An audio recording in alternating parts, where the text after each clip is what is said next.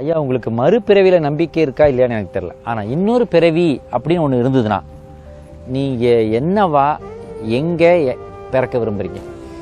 எனக்கு இந்த டவுட்டு தான், மறுபிறவி இருக்கா இல்லை எனக்கு தெரியாது. மிகப்பெரிய ஞானிகளுக்கு பிறவி இல்லைங்கிறாங்க. இந்தியாவில் மட்டும் பிறக்க விரும்புகிறேன். நம்பர் 1, இந்தியாவில் மட்டும் மறுபடியும் பிறக்க விரும்புகிறேன். அதாவது நாம் இப்பொழுது முற்றிலும் மனத்தூய்மை கொண்ட மக்களை பெற்ற வளர்ந்த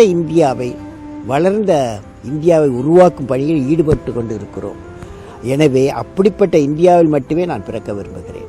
வளர்ந்த இந்தியா, மன தூய்மை உள்ள இந்தியா, இந்த 2 இணைந்த இந்தியாவை நான் பிறக்க விரும்புகிறேன். ரொம்ப அற்புதமான மக்களை சந்தோஷப்படுத்துகிற ஒரு